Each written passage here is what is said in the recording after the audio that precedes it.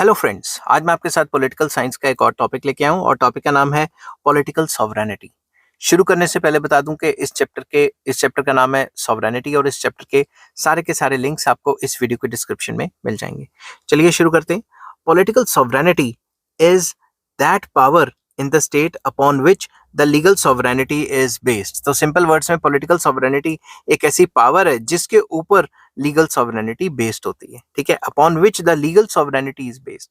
तो बहुत आसान है कि पॉलिटिकल सॉवरेनिटी एक ऐसी पावर है जिसके ऊपर लीगल सॉवरेनिटी बेस करती है। ठीक है, it influences the decisions of the legal sovereign.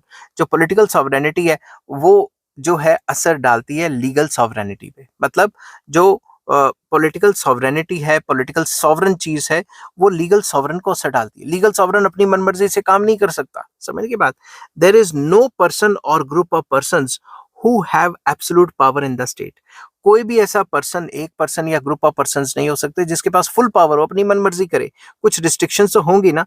Even the dictators are subject to certain limitations. Even जो राजे महाराजे हैं, डिक्टेटर्स हैं, उनके ऊपर भी कुछ लिमिटेशंस होती हैं। They to have to keep in mind the public interest. उनको भी पब्लिक इंटरेस्ट को दिमाग में रखना, नहीं तो रिवोल्ट हो जाएगा उनके खिलाफ। Hence the aspects about which the legal sovereign is particularly concerned is called political sovereign। तो जो भी लीगल सॉवरन, जो मैंने इससे पिछली वीडियो में बताया था, जो भी उसके कंसर्न्स होंगे, जो उसका डर होगा कि अगर मैंने ये कर दिया ये ना हो जाए, तो वो चीज पॉलिटिकल सॉवरन में जो है आ जाती है।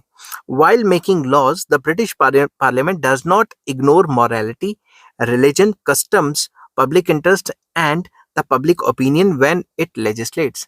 तो ब्रिटिश पार्लियामेंट या कोई भी पार्लियामेंट जब भी कोई कानून बना रही है, तो जब वो कानून बना रही है तो वो तो लीगल सॉवरन होगी, मगर लीगल सॉवरन के तौर पे वो अपनी मनमर्जी नहीं कर सकती। वो moral principles, religion, customs, public interest के या पब्लिक ओपिनियन के खिलाफ नहीं जा सकती। समझ की बात। Hence it is substantiated that behind legal sovereignty there is another power which is called political sovereignty। तो legal sovereignty के पीछे एक और पावर है जिसको political sovereignty कहा जाता है। According to Professor Gilchrist, the political sovereignty is the sum total of the influences in the state which lie behind the law। ये सारे वो असर हो जाते हैं लॉ बनाते टाइम पे। जो भी लीगल सॉवरन है उसके ऊपर जो भी असर हो जाते हैं लॉ के बिहाइंड, जो एक पावर है, उसको पॉलिटिकल सॉवरन कहा गया है। Thus, it is clear that the forces which influences legal sovereign are political sovereign। तो ये भी माना जाता है कि भाई जो लीगल सॉवरन को वो सारी चीजें जो असर डालती हैं लॉ मेकिंग प्रोसेस में या लॉ बनाते टाइम, उसको पॉलिटिकल सॉवरन कहा गया है। They include the various political parties, pressure groups, the electorates, the associations and newspaper, radio, television etcetera. तो ये सारी चीजें पॉलिटिकल सॉवरन के अंडर आ जाती हैं जो लॉ मेकिंग प्रोसीजर में असर डालती हैं। कोई भी लीगल सॉवरन जो है अपनी मनमर्जी से लॉ नहीं बना सकता। इन चीजों को दिमाग में रख के ही वो जो है अपने स्टेप्स ले सकता है।